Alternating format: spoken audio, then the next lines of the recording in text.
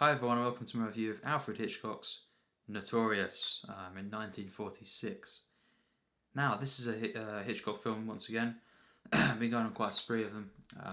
By the way, this is just to let you know, on the actual Blu-ray itself, it's an awful kind of edition because, as well, the main menu is one of the worst I've ever seen. But yeah, let's get on to the film. That's just a warning, really. Try not to get this version. But yes, the film itself, this is one of the most acclaimed Hitchcock films. One of the most acclaimed films of all time, actually, among them. And Roger Ebert. If you don't know, this and Vertigo, basically, I think were the two Hitchcock films that he flipped between in terms of what he thought the best was and his favourite. Because he's published maybe two lists of his best films of all time, 10 best films, and this and Vertigo are on the two different lists. And yeah, it's some say it's the best Hitchcock. Actually, I've heard some people say that. And as always, with the best Hitchcock films, understandable because this is a true masterpiece. There's no denying that. And I was really looking forward to seeing this. I saw it. Maybe it was the 30th of December last year for the first time, and I was just blown away really by it, and definitely lives up to the reputation as one of the best Hitchcock films. And yeah, it's just, I rewatched it again today.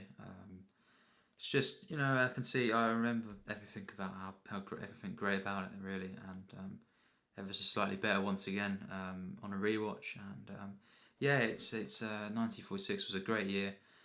This was probably the third best film that I've seen in that year.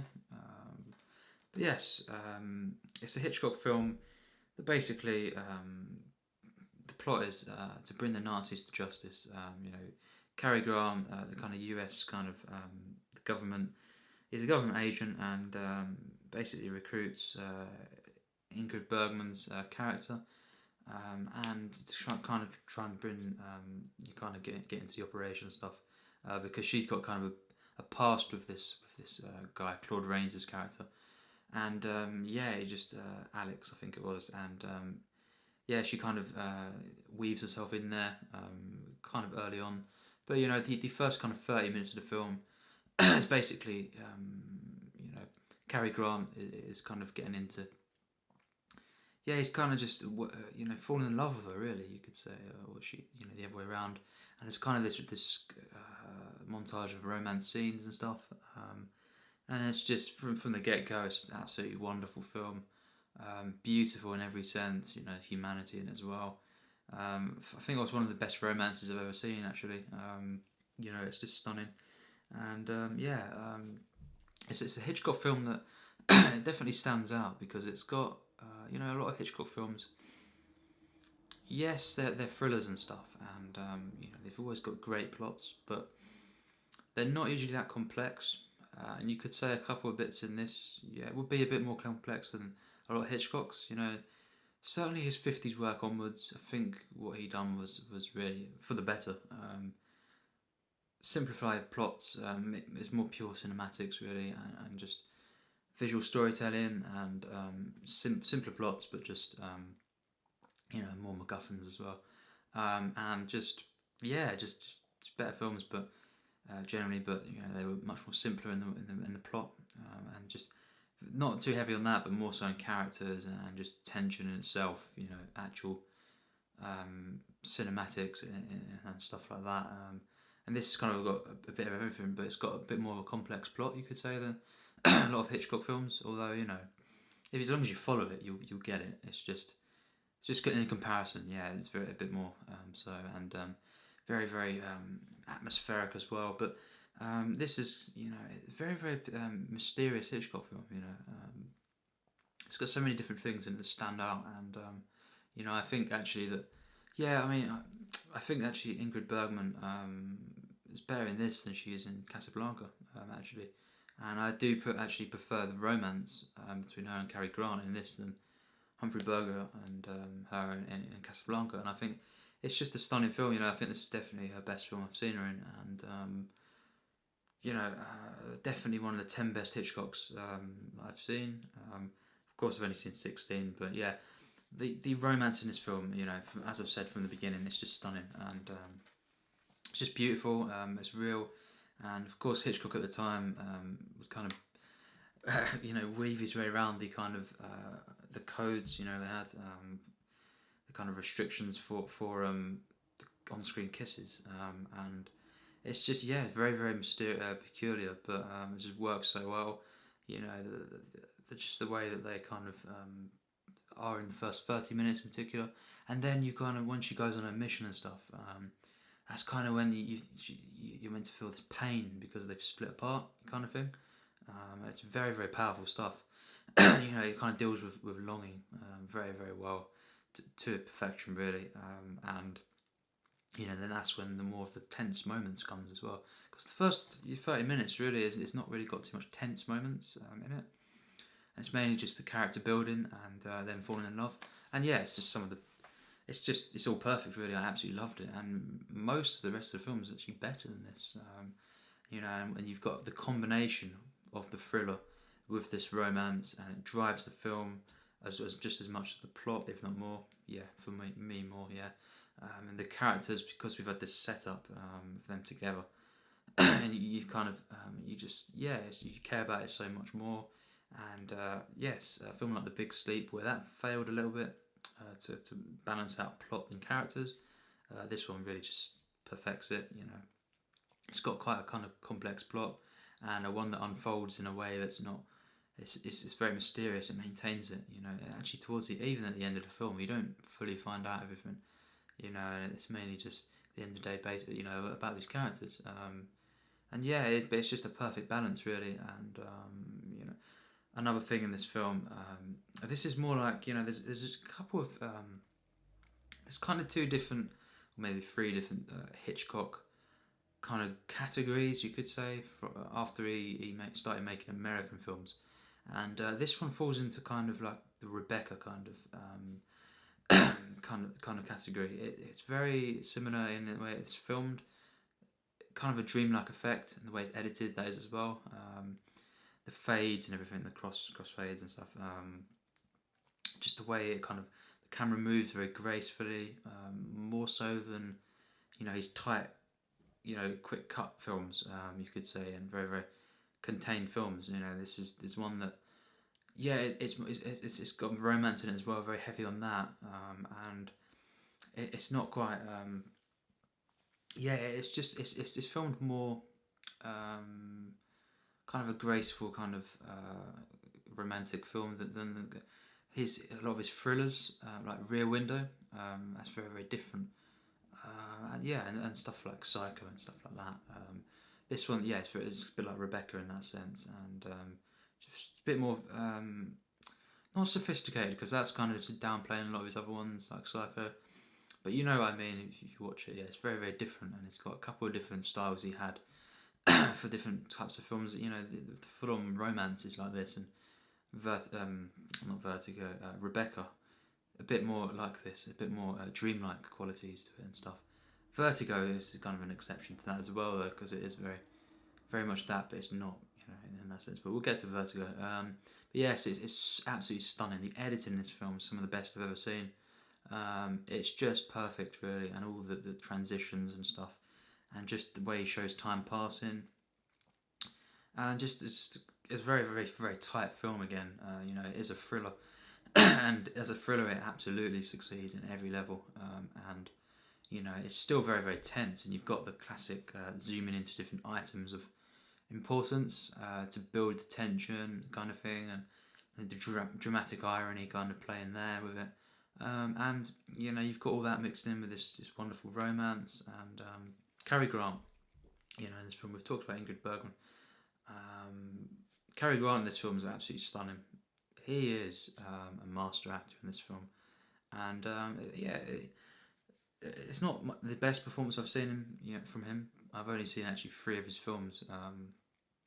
Unfortunately, I aim to rectify that, because already he's one of my favourite actors, easily top 10, and I've only seen 3 of his films. But yes, he really is masterful in this film. It's very very subtle a lot of the time, his performance, but he says everything he needs to just from his eyes and stuff, as well as the way he walks. You know, he was always a graceful character, actor and stuff, and it's just so much class, and style and stuff, and just the way you can walk downstairs and everything. When you kind of you're looking at and seeing that about an actor, you know something special, because as well, North by Northwest, when he just glides down them stairs. It's really quite funny as well. But yeah, it's just very graceful actor, but a dark performance actually from him, dark character, compared to say North by Northwest, or the very very light in tone, To Catch a Thief. He was very laid back in that one, you could say. But yeah, very very dark, complex character. This is a very complex film as well. Not just the plot I'm on about, the actual relationship they have, the romance. Cary Grant and Ingrid Bergman, very very complex, and never played in a way that's sappy or anything like that, or fake. It's very very real and true to life romance, and as well the realistic in the way that the things that happen get in the way of them being together and stuff, and a very very up and down relationship they have, and then the end of the film, really they are definitely, they're very much longing for each other, and then the ending, I won't ruin, but very very dark ending as well actually, very dark ending, and the final act is just so good, it's so intense, some of the best Hitchcock stuff I've seen, and yeah, cinematography in general as well, as I've said, flawless, it's just so good, everything is just captured so well, and the lens choices and stuff like that Hitchcock used for the different moments in the film are remarkable. Many people talk about the kind of I'm not going to ruin, but the scenes where the camera kind of gets distorted, the lens and stuff like that,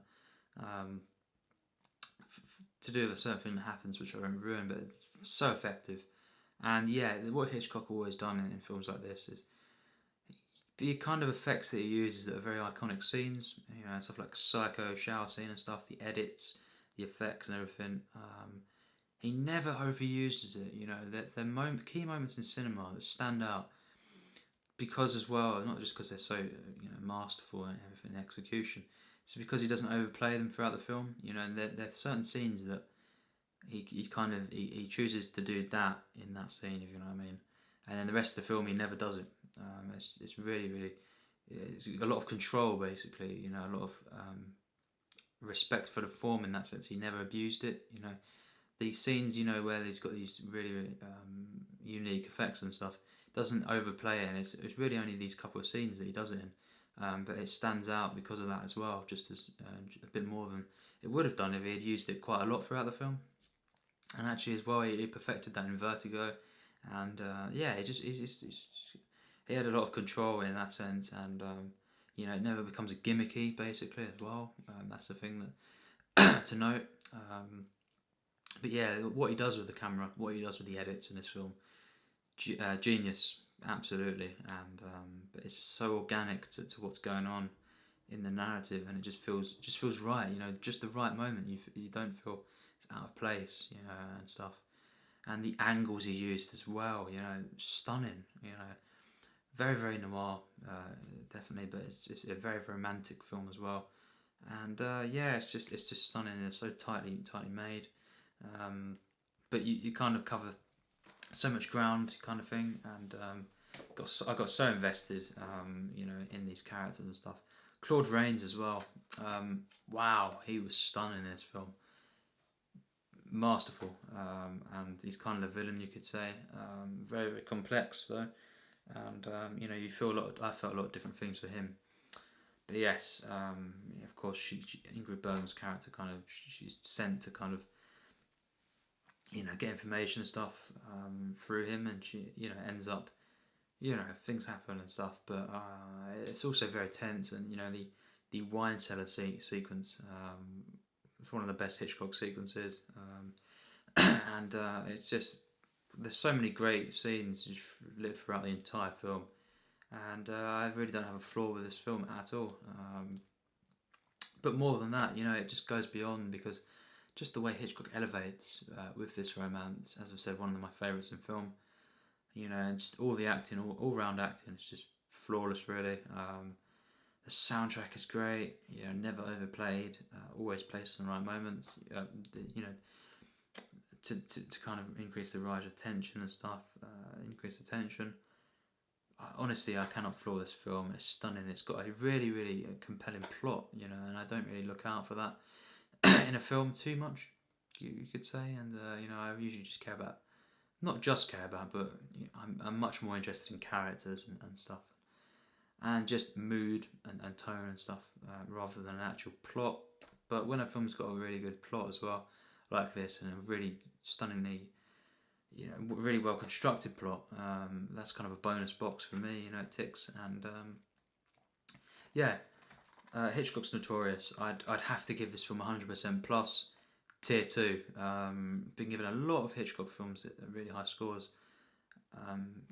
You know, I think maybe I have given them all that I've reviewed this week a tier 2, and that's something, you know. I think I've maybe reviewed 5 now over the last week or so, and it's just because I think Hitchcock's one of the best directors of all time, and this is you know, one of his best films, definitely.